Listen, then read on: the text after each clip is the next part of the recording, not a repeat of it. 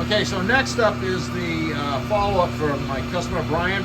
Brian's brake and muffler is for the Toyota two-piece shaft. It was their customer shaft that showed up with the clip rings at the midship yoke tack welded in.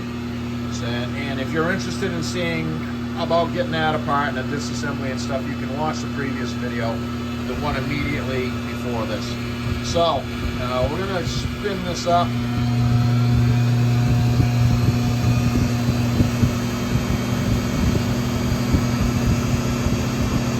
That's about 2,700 RPM right there. 0 at the transmission, the transfer case. 0 at the center bearing, dead flat 0. And this two-piece shaft, that was the problem area, and witnessed by the carnage there. And 0 at the rear axle. So I'm just going to take a little look at this, and then we'll slow down and discuss what I did to get it that way. Down the line here. She's spinning pretty good now, really good now. So slow that down,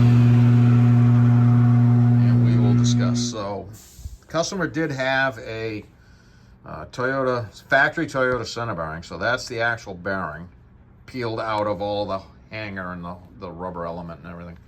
So just showing that, just because probably don't get to see that every day. Now the yoke. So the yoke was what brought it here, and the clip rings were tacked in, and you can see that's the full yoke hole there with the the material, and that's missing the material. So this yoke is not available as a repair item. It's a captive part to Toyota. Spicer makes it, but Toyota says that they can't sell it on the aftermarket to repair things. Curiously enough, there's a virtual twin to that is 1330. So this is 1350, that's 1330. This yoke is not really compatible with anything else. There was I did think about using a pinion yoke that had removable, so you could had like U-bolts here. It wasn't snap ring construction, but it was not broached right, and it wouldn't have been on top dead center. It would have been over here. So that was unfortunate. I could have made that work, but I couldn't have changed the broach, the way the broach was splined, so it just was not worth pursuing that.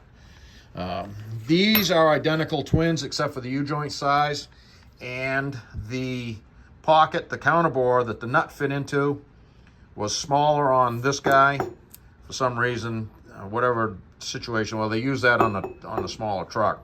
But the spline's the same, the center bearing's the same, everything else is the same, the length through the hole is the same, the length from the end of the yoke to the center of the U-joint is the same. It is the same. And it was pretty much the only game in town to fix this thing in any kind of a sensible fashion. So it has a Niapco, American-made Niapco swing joint. It's 1330, two caps. These two caps here in this yoke is 1330, and this is still 1350, so that's how I got around that. Good practical fix. These swing joints, they will fix you in some certain situations, and this is one of those situations. There was really no other alternative, and that's a good U-joint, and it's going to work fine. And just got to remember to grease it once in a while. This guy has a grease fitting. Let's see. There was a bunch of markings. Whoever had taken it apart put a bunch of marks on it.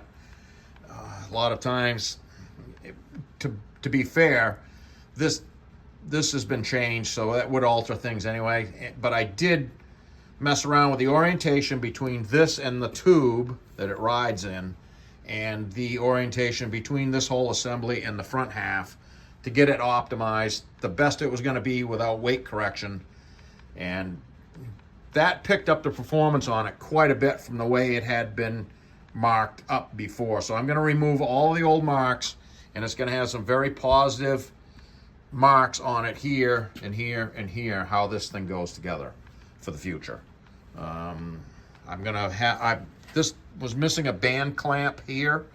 I will have a band clamp for Brian so that they can crimp that on after they assemble it. I'm going to have these components marked. It is easier to handle this thing in two pieces, so I'm going to leave that loose. But it's their option. They could put it together in one piece, or they could put it together in two pieces, as long as they get the orientation right, which I said, like I said, I'm going to have it clearly marked for them, so that takes the guesswork out of that. So that's a wrap for this, and we're going to say this is definitely a win for the customer's Toyota, and now we can go deer hunting.